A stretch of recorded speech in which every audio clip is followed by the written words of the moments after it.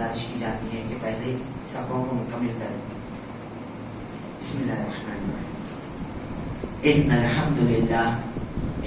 الحمد للہ نحمده ونستعینه ونستغفره ونعوذ باللہ من شرور انفسنا ومن سیئات اعمالنا من يهده الله فلا مضل له ومن يضلل فلا هادي له ونشهد ان لا اله الا الله واشهد ان محمدا عبده ورسوله. فاعوذ بالله السميع العليم من الشيطان الرجيم من همزه ونفخه ونفثه. بسم الله الرحمن الرحيم. يا ايها الذين امنوا اتقوا الله حق تقاته ولا تموتن الا وانتم مسلمون.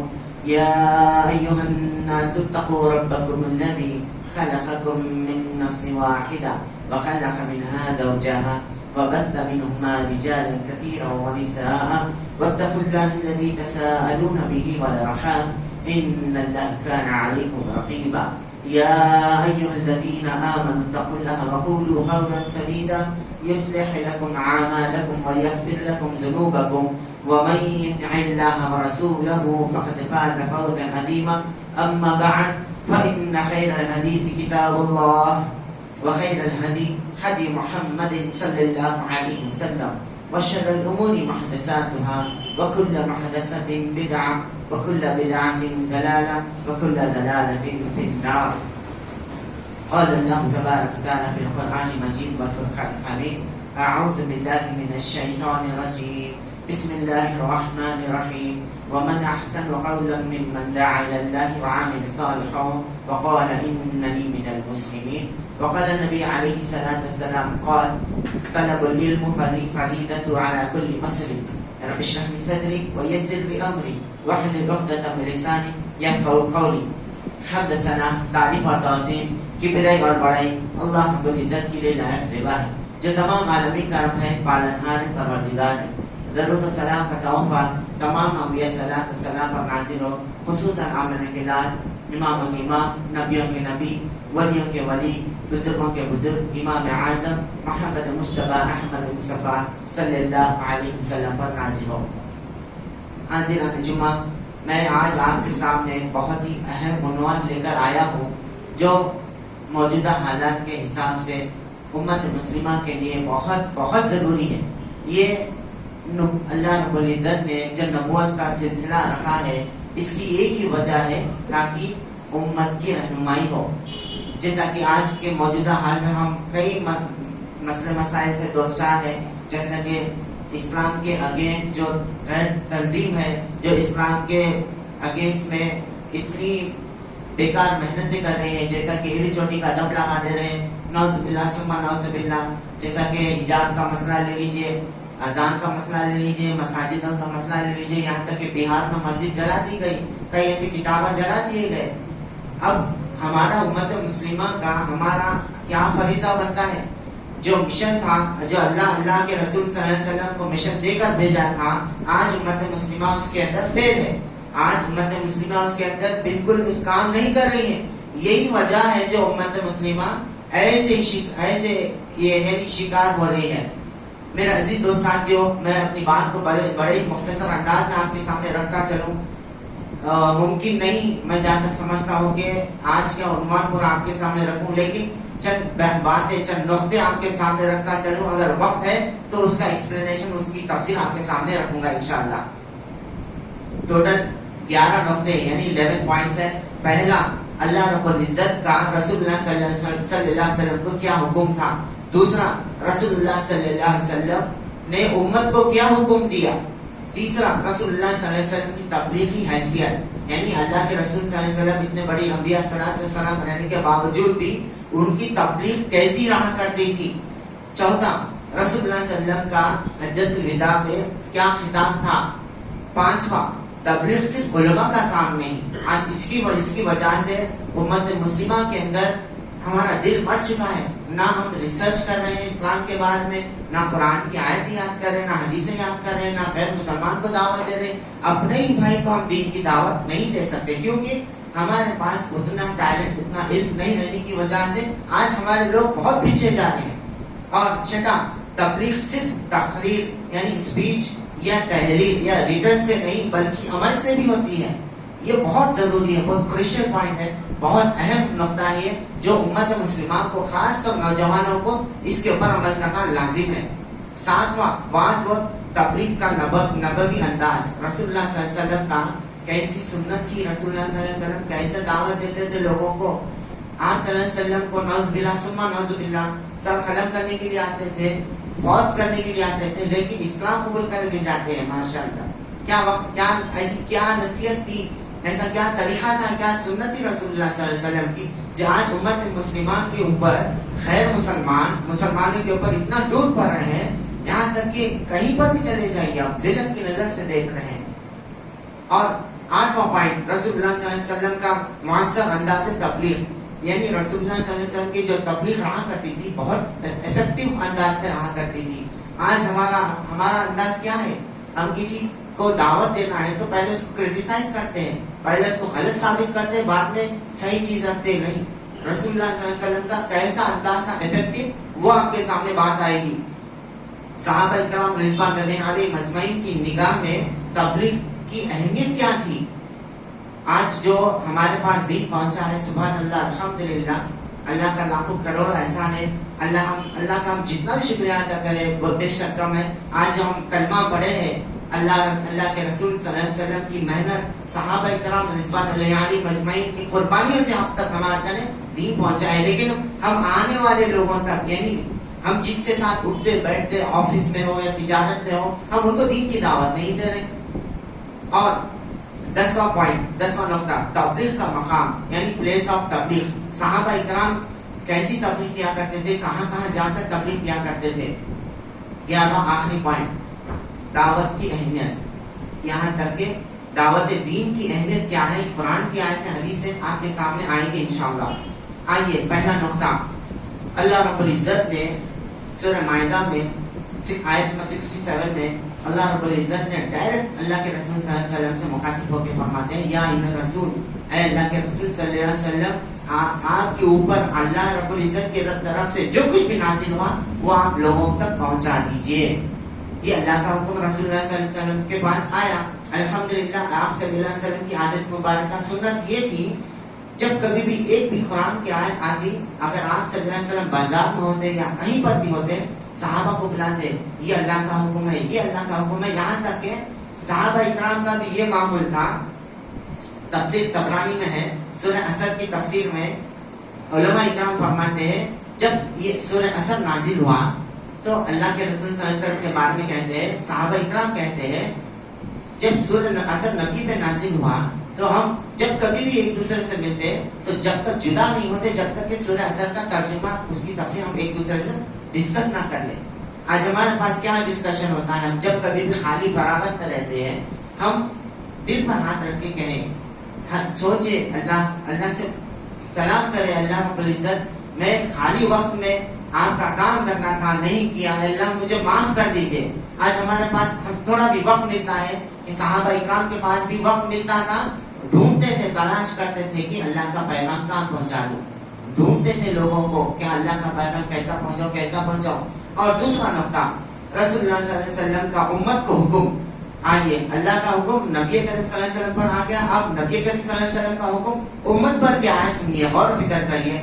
جس طرح اللہ نے رسول اللہ صلی اللہ علیہ وسلم کو مبلغ بنایا, اسی طرح رسول اللہ صلی اللہ علیہ وسلم نے ہر فرد کو, ہر بشر کو مبلغ قرار دیا اور فرمایا بلغ عنی ولو آیہ. اللہ نے نبی کریم صلی اللہ علیہ وسلم پر جب آیت نازل کی تو اللہ کے رسول صلی اللہ علیہ وسلم تبلیغ و اشاعت کریں. پھر اللہ کے رسول صلی اللہ علیہ وسلم نے فرمایا بلغ عنی ولو آیہ, اگر تم کو ایک بھی آیت معلوم ہو تو لوگوں تک پہنچاؤ. اگر ہم ایسا نہیں کریں گے ہم خسارے میں رہیں گے. میرے عزیز دوست ساتھیوں, ہم رسول اللہ صلی اللہ علیہ وسلم کا کلمہ پڑھنے والے, محبت کرنے والے, محبت کا دعویٰ کرتے ہیں, تو ہمارا یہ فریضہ بنتا ہے ہم لوگوں تک دین پہنچائے, بھلے ہی وہ مسلمان ہو یا غیر مسلمان ہو. اللہ کے رسول صلی اللہ علیہ وسلم حجۃ الوداع کے وقت آپ صلی اللہ علیہ وسلم نے فرمایا, جو کچھ بھی مجھ سے تم سنے ہو وہ بات ان لوگ تک پہنچا دو جو یہاں موجود نہیں ہے. دیکھیں ماشاء اللہ, سبحان اللہ, اللہ کے رسول صلی اللہ علیہ وسلم کی فکر کیا تھی امت مسلمہ کو لے کر. اتنے بڑے میدان میں آپ صلی اللہ علیہ وسلم اعلان کرتے ہیں جو کچھ بھی میری باتیں آپ تک پہنچی ہے یہ بات ان تک پہنچا دیجیے جو یہاں پر موجود نہیں ہے. سبحان اللہ. ہماری بھی فکر یہ رہنا چاہیے ہم جتنا بھی قرآن کی آیتیں ہم کو علم ہے ہم لوگوں تک پہنچائے. تیسرا نقطہ رسول اللہ صلی اللہ علیہ وسلم کی تبلیغی حیثیت یہ ہمارے لیے بہت اسوہ ہے, بہت بڑا اسوہ ہے ہمارے لیے. رسول اللہ صلی اللہ علیہ وسلم بے شک ایک قائد بھی تھے یعنی ہسبینڈ بھی تھے, ایک امام بھی تھے, ایک والد بھی تھے, ایک حاکم بھی تھے, ایک ماشاءاللہ الحمدللہ ہر اعتبار سے رسول اللہ صلی اللہ علیہ وسلم اپنی ڈیوٹی پوری نبھاتے تھے. اللہ کے رسول صلی اللہ علیہ وسلم نے جب کبھی بھی یہ آپ صلی اللہ علیہ وسلم شوہر کی حیثیت سے اپنی بیویوں کا خیال رکھتے, امامت کرتے تو لوگوں کے ساتھ صلہ رحمی کا معاملہ کرتے, دین کی باتیں کرتے, حاکم تھے صحیح طریقے سے فیصلہ لیتے. یہ اللہ کے رسول صلی اللہ علیہ وسلم کی صفت ہے. ایک حاکم بھی تھے مگر یہ سب کے سب حیثیتیں اور صفتیں تبلیغی حیثیت کے تابع ہے. یہ جو بھی اللہ کے رسول صلی اللہ علیہ وسلم کی صفتیں ہیں یہ تبلیغی حیثیت کے تابع ہے, یعنی اس کو فالو کرتے ہیں.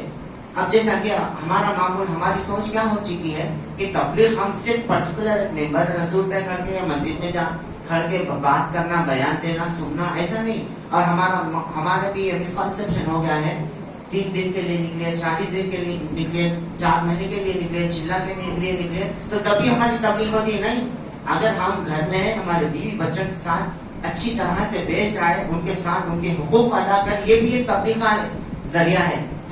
اگر ہم امامت کرتے ہو, اگر ہم حاکم ہو, اگر ہم تجارت کرتے ہو, اگر ہم نوکری, بزنس, جاب جو بھی کرتے ہو وہاں پر بھی ہمارا عمل وہ تبلیغ کا انجام کر دیتی ہے. اللہ کے رسول صلی اللہ علیہ وسلم کے بارے میں آگے آتا ہے کہ اگر آپ صلی اللہ علیہ وسلم شوہر تھے تو محض اس کے لیے دنیا کے سامنے ایک بہترین شوہر ہونے کا اسوہ پیش کیا. اگر آپ صلی اللہ علیہ وسلم امام یا حاکم تھے تو صرف اس لیے دنیا کے سامنے صحیح امامت اور حکومت کا نقشہ پیش کرے. چنانچہ اللہ تعالیٰ نے رسول اللہ صلی اللہ علیہ وسلم کو اپنے رسول اور پیغمبر بنایا. آپ اسی لیے رسول اللہ صلی اللہ علیہ وسلم اٹھتے, بیٹھتے, چلتے, پھرتے, جاگتے, سوتے, ہر اعتبار سے کوشش یہ کرتے تھے کہ لوگوں تک دین کی باتیں پہنچے. یہ رسول اللہ صلی اللہ علیہ وسلم کا عمل مبارک تھا جو امت مسلمہ کو اپنانا بہت ضروری ہے. چوتھا پوائنٹ رسول اللہ صلی اللہ علیہ وسلم کا حجۃ الوداع پر خطاب.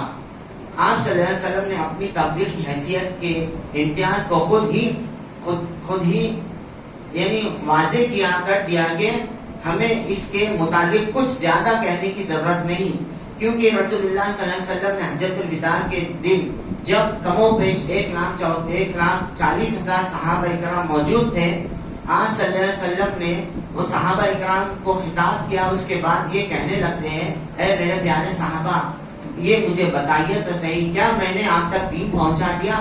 تو صحابہ اکرام رضوان اللہ علیہ مجمعین گواہی دیتے ہیں, ہاں اللہ کے رسول صلی اللہ علیہ وسلم ہم یہ قیامت کے دن آپ کے بارے میں ہم گواہی دیں گے کہ آپ نے آپ کا جو بھی فریضہ تھا دین پہنچانا تھا وہ ہمارا نے پہنچا دیا. اس کے بعد اللہ کے رسول صلی اللہ علیہ وسلم اپنی انگلی شہادت کی انگلی کلمہ شہادت کی انگلی اٹھا کر آسمان کو دیکھ کر یہ کہتے ہیں, اللہم اشہد اللہم اشہد اللہم اشہد. اے اللہ رب العزت آپ دیکھ لے, اے اللہ رب العزت آپ گواہ رہیے, اے اللہ رب العزت آپ سن لیجئے, میں رسول ہونے کے ناطے جو بھی دین کی دعوت جو بھی دینا تھا قرآن کی آیتیں یہ لوگ تک سب تک پہنچا دیا, آپ گواہ رہیے قیامت کے دن. یہ اللہ کے رسول صلی اللہ علیہ وسلم کا معمول تھا. یہاں تک کہ رسول اللہ صلی اللہ علیہ وسلم کو یہ کہنے کی بھی ضرورت نہیں تھی, پوچھنے کی بھی ضرورت نہیں تھی, یہاں تک کہ یہ گواہی دینے کی بھی ضرورت نہیں تھی. یہ ہمارے لیے اسوہ ہے. آپ صلی اللہ علیہ وسلم کی صداقت, آپ صلی اللہ علیہ وسلم کی امامت, آپ صلی اللہ علیہ وسلم کی امانت, یہ جو بھی ہے ہمارے لیے بہت اسوہ ہے.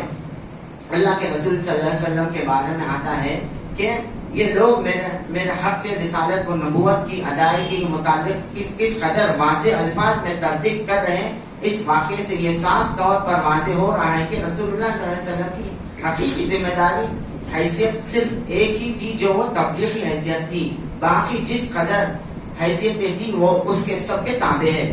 5واں نقطہ یعنی 5واں پوائنٹ, تبلیغ صرف علماء اکرام کا کام نہیں ہے. آج اس کی وجہ سے ہم مائنڈ سیٹ یہ کر چکے ہیں, ارے بھائی ہم حافظ نہیں ہیں, ہم عالم نہیں ہیں, ہم مدرسے سے فارغ نہیں تو ہم نہیں بات کر سکتے. نہیں میرا عزیز دوست ساتھیوں, हम उम्मत मुस्लिमा को ये चाहिए, नौजवानों को ये चाहिए जितना हो सके इल्म हासिल करे।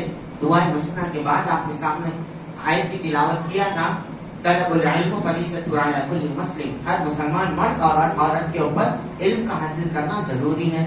आज और यहाँ पर एक बात गौर फिक्र करना चाहिए, आलिम ले लीजिए, हाफिज साहब ले लीजिए, वो उनकी मसरूफियत सिर्फ मस्जिद की हद तक रहती है, ज्यादा वो लोग से कांटेक्ट नहीं कर सकते क्योंकि उन लोग का प्रोफेशनल अलग है।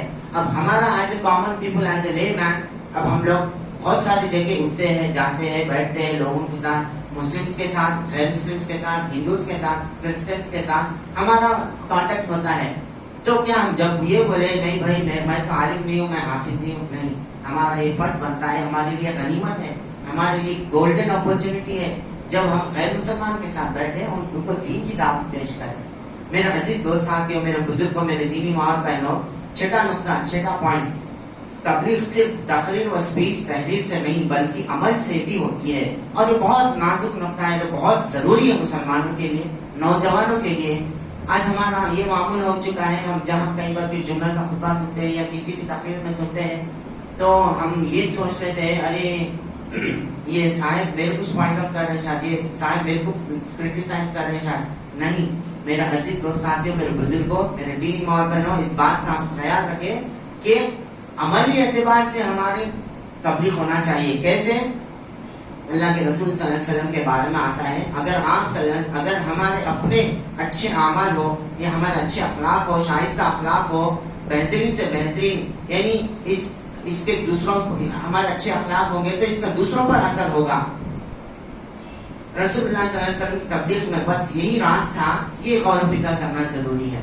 अल्लाह के रसूल सल्लल्लाहु अलैहि वसल्लम के उस्वा जो है ना, वो हमारे लिए ये जरूरी है कि अल्लाह के रसूल सल्लल्लाहु अलैहि वसल्लम का यही राज था कि आप सल्लल्लाहु अलैहि वसल्लम खुद पैकार अमल थे, यानी खुद पहले अमल करते थे। सुभान अल्लाह। तो हमारा भी क्या फरीजा बनता है, हम अमल करें, पहले कोशिश करें। हम दूसरों को बोलते हैं दाढ़ी छोड़ना, हम नहीं छोड़े। हम दूसरों को बोलते हैं सही तरीके से लिबास पहनना, हम दूसरों को बोलते हैं बाल अच्छे रखना, सुन्नत के तरीके के हिसाब से बाल रखना, हम दूसरों को फतवे देते हैं।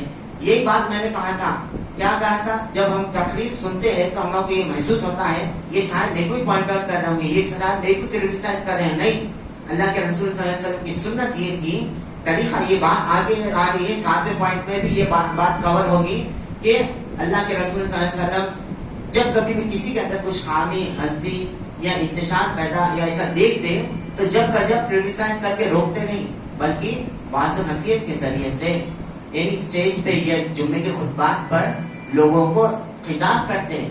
अल्लाह ने ये फरमाया हमको ये अमल करना है।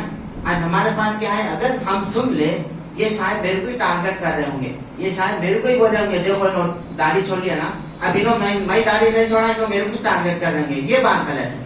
वैसा नहीं, अगर अल्हम्दुलिल्लाह हमारे अंदर वो अमल है, सुभान अल्लाह, नहीं है दुआ करिए अल्लाह से। और ये क्रिटिसाइज अपने आप पर मत ले लीजिए। मैं भी कई ऐसे दर्द सुनता हूँ, जब कभी भी आलिम साहब के मुंह से, हाफिज साहब के मुंह से सुनता हूँ तो मेरे को ऐसा महसूस होता कहीं मेरे को तो नहीं बोल रहे हम। तो ये चीज अच्छी चीज है, ये अच्छा अमल है, अच्छी सोच है। अगर हमारे अंदर वो गलती पा रही है तो उसमें इस्लाह कर लीजिए, खत्म बात। यहाँ पर अब यहाँ पर इंतशार पैदा करना, पब्लिक जमा करना, तफर्रुकात पैदा करना, फिरका परस्ती करना, ये सही नहीं है। ये बात आपके सामने तबलीग के टॉपिक से रिलेटेड बात है, इसकी वजह से ये बात आपके सामने मैं क्लियर कर रहा हूँ। मेरा अजीज दोस्त साथियों, मेरे बुजुर्गों, मेरे दीनी माँ बहनों, 7वां नुकता, वहाँ जो तबलीग का नबवी अंदाज, ये है हमारे लिए बहुत जरूरी, जो आज उम्मत मुस्लिमा के लिए बहुत जरूरी है। आज हमारे पास क्या हो रहा है, डू और डाई। अगर उन्हें इस्लाम कबूल करना नहीं तो मानना, अगर उन्हें सही इस्लाम कर लेना नहीं तो मुझसे लड़ना, ये तरीका अब हमको छोड़ना है। हम किसी को दिल को तकलीफ नहीं देना है, भले ही वो शिर्क में मुब्तला हो, भले ही वो बिदात में मुब्तला हो, भले ही वो शराब पी रहा हो, भले ही वो गंदे कामों में मुलविस हो, हम उनको दिल को हर्ट नहीं करना चाहिए। अल्लाह के रसूल सल्लल्लाहु अलैहि वसल्लम का ये मुबारक तरीका था कि दूसरों को वास थोड़ा करते मगर इस बात पर खुद अमल ज्यादा करते, जिसका नतीजा ये होता है कि ज्यादा असर लेते और आप सल्लल्लाहु अलैहि वसल्लम की बात पर तवज्जो से सुनते। अगर किसी आदमी से गलती हो जाती, आप सल्लल्लाहु अलैहि वसल्लम मुमकिन हद तक इसका नजरअंदाज कर लेते کسی بات کو ناپسند کرتے تو خاموشی اختیار کرتے، اور اگر سمجھانا ضروری ہوتا تو تقریری یعنی طریقے سے تقریری اس کو سمجھاتے۔ آپ صلی اللہ علیہ وسلم کی زندگی عملی تھی، آپ صلی اللہ علیہ وسلم کی زندگی عملی تھی۔ اگر سچ کا حکم دیتے تو خود پہلے سچی بات کہتے، اگر امانت کا حکم دیتے تو خود پہلے امانت کے اوپر اس کو عمل کرتے۔ آپ صلی اللہ علیہ وسلم کی صداقت و امانت نبوت سے پہلے بھی ضرب المثل تھی، یعنی ایک مثالی زندگی تھی۔ اگر شرافت کی تعلیم دیتے تو پہلے شرافت کو اپنا لیا کرتے تھے، اگر شرم و حیا کی تعلیم دیتے تو خود شرم و حیا کی پابندی کرتے۔ یہ اللہ کے رسول صلی اللہ علیہ وسلم کی سنت ہے، یہ اللہ کے رسول صلی اللہ علیہ وسلم کسی کو بولنے سے پہلے خود عمل کیا کرتے تھے۔ یہ انڈائریکٹلی تبلیغ کرنے کا ذریعہ ہے۔ آج کل تبلیغ کا اثر اس لیے کم ہوتا جا رہا ہے کیونکہ وہ واعظ لیکچر نصیحتیں دے تو جا رہے ہیں لیکن خود عمل نہیں کر رہے۔ میرے عزیز دوست ساتھیوں، میرے بزرگوں، میرے دینی ماں اور بہنوں، امت مسلمہ کو یہ بہت ضروری ہے کہ دین کی دعوت دینے سے پہلے چند باتوں کا اہتمام کر لے، سنت کا طریقہ کیا ہے وہ اپنا لے۔ 8واں نقطہ 8 پوائنٹ، رسول اللہ صلی اللہ علیہ وسلم کا مؤثر افیکٹو انداز کیا تھا تقریر کرنے کا، تبلیغ کرنے کا؟ سنیے، رسول اللہ صلی اللہ علیہ وسلم کی تبلیغ کا انداز نہایت مؤثر یعنی افیکٹو تھا اور عمدہ ہوتا، اور آپ صلی اللہ علیہ وسلم نے اگر کسی فرد کو کوئی بات سمجھانا ہوتی تو اور اس کی غلطی پر اسے مبتلا یعنی تنبیہ کرنا ہوتا تو علیحدگی میں سمجھاتے۔ آج ہمارے پاس کیا ہے، اگر کسی کے بارے میں کچھ غلطی دکھی پورے 4 لوگوں کے سامنے اس کو ذلیل کرنا، ایسا نہیں۔ اللہ کے رسول صلی اللہ علیہ وسلم کی سنت کے خلاف ہے۔ اگر ہم کسی کے اندر غلطی پاتے ہیں تو اس کی اصلاح محبت خلوص کے ساتھ کونے میں اکیلے میں سمجھائے۔ اور ہوتا یہ کیا ہے، آپ جس کو دعوت دینے جا رہے ہیں وہ سننے کے بجائے، وہ اچھا عمل کرنے کے بجائے وہ آپ کا دشمن ہو جاتا ہے اور وہ ضد پہ آ جاتا ہے، شیطان اس کو بھٹکا دیتا ہے، وہ کبھی سدھرتا نہیں اور اس کا گناہ آپ کو بھی اتنا ہی ملتا ہے جتنا وہ بندہ گناہ میں مبتلا ہوتا ہے۔ یہ بات چھوٹی ہے لیکن سمجھنے کے لیے بہت ضروری ہے۔ اگر ہم مومن کے دل میں، مسلمان کے دل میں دوسرے مسلمان کے تعلق سے اچھا عمل کرنے کی امید رکھتے ہیں تو اچھی طرح سے بات پیش کریے۔ اللہ رب العزت نے موسیٰ علیہ السلام کو کیا نصیحت کی؟ اے موسیٰ علیہ السلام، آپ فرعون کے پاس جائیے، اخلاق کے ساتھ، نرمی کے ساتھ اس کو دین کی دعوت دیجیے۔ بے شک فرعون بہت ظالم بادشاہ ہے، کیا دیکھیے ماشاءاللہ سبحان اللہ۔ آج ہمارے امت مسلمان کے ہاتھ کیا کوئی فرعون کے ویسا ہے؟ کیا نہیں نا، انسانی ہے، مسلمانی ہے، ایمان والا ہے، کیا ہم فرعون سے بدتر اس کو سلوک کریں گے؟ ذرا ہمیں غور و فکر کرنا چاہیے۔ ہم دین کی دعوت دینے سے پہلے ہم اپنے اخلاق کو سدھار لیں۔ میرے عزیز دوست ساتھیوں، نقطے بہت ہے۔ صحابہ اکرام رضوان اللہ علیہم اجمعین کی میرے تبلیغ کا کیسا جذبہ تھا، تبلیغ کا مقام کیا تھا۔ آپ صلی اللہ علیہ وسلم، صحابہ اکرام، یہاں تک کہ مکہ مدینہ چھوڑ کر مسجد نبوی میں ایک نماز پڑھنا کتنا ثواب ہے آپ کو معلوم، 50,000 زیادہ نماز پڑھنے کا ثواب ہے۔ حرم شریف میں 1,00,000 نماز پڑھنے کے ثواب کے برابر ہے۔ صحابہ اکرام وہ مقام چھوڑ کر ایسے کئی جگہوں پر کنارے کونے جا کر دین کی دعوت تبلیغ پیش کرتے تھے۔ آج ہم ایک تھوڑی آگے جا کر یعنی دوسرے گاؤں میں جا کر یا اپنے پڑوسیوں کے پاس، دکان والوں کے پاس جا کر، غیر مسلمان کے پاس دعوت تبلیغ کام کرنے کے لیے ہمارے پاس وقت نہیں ہے۔ بہت سارے باتیں ہیں۔ قرآن کی آیت کہہ کے میں اپنی بات کو ختم کرنا چاہوں، 1 بجے جماعت ہے، وقت کی پابندی کرنا یہ بھی اخلاق میں آتا ہے۔ اللہ رب العزت نے قرآن کریم میں ارشاد فرمایا ہے، سورہ حامیم سورہ نمبر 41 آیت نمبر 33، اللہ رب العزت نے ارشاد فرمایا ہے، وَمَنْ أَحْسَنُ قَوْلًا مِّمَّنْ دَعَا إِلَى اللَّهِ وَعَمِلَ صَالِحًا وَقَالَ إِنَّنِي مِنَ الْمُسْلِمِينَ۔ اور اس شخص سے بہتر شخص کون ہو سکتا ہے جو لوگوں کو اللہ کی طرف بلائے، نیک اعمال کرے اور یہ کہے کہ میں مسلمانوں میں سے ہوں۔ میرے عزیز دوست ساتھیوں، بہت سارے نقطے، بہت سارے پوائنٹس بچ چکے ہیں۔ اس کا لٹریچر میرے پاس اردو، رومن، انگلش میں موجود ہے۔ جس کس کو بھی چاہیے یا واٹس ایپ کے ذریعے یا یوٹیوب کے چینل کے ذریعے آپ لوگوں کو مل جائے گا۔ میں درخواست کرتا ہوں نوجوانوں سے کہ آگے کے لٹریچر لیے کم سے کم اس کا مطالعہ کریں، اپنے بھائی، اپنے بہنوں کا، اپنے ماں کا پہنچائے اور پڑوسیوں کا اور جتنا ہو سکے اپنے جاننے والوں کا یہ پیغام پہنچائے تاکہ ہماری امت مسلمہ کی صحیح طریقے سے اصلاح ہو۔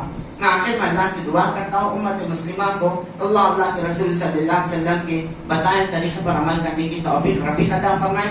اللہ کے رسول صلی اللہ علیہ وسلم جیسا دین کا جذبہ رکھتے تھے, صحابہ اکرام رضوان اللہ علیہم اجمعین جیسا دین کا جذبہ رکھتے تھے, اللہ رب العزت ہم کو ویسا فکر کرنے والا بنا دے, ہم کو دین کی دعوت تبلیغ کرنے کی ہدایت دے, اور اللہ کے رسول صلی اللہ علیہ وسلم کا پیغام غیر مسلمان تک پہنچانے والا بنا دے, ہمارے گناہوں کو معاف فرما دے. اللہ جو مرحومین ہے اللہ ان کی مغفرت فرما دے. اللہ جو ہمارے ماں باپ زندہ ہے ان کی فرما برداری کرنے والا بنا دے. اللہ رب العزت جن کسی کی بھی شادی نہیں ہو چکی ہے بہترین سے بہترین جوڑا عنایت عطا فرمائے. سبحان اللہ و بحمدہ, سبحانک اللہم و بحمدک, اشہد ان لا الہ الا انت استغفرک و اتوب الیک, واللہ یعلم ما تصنعون.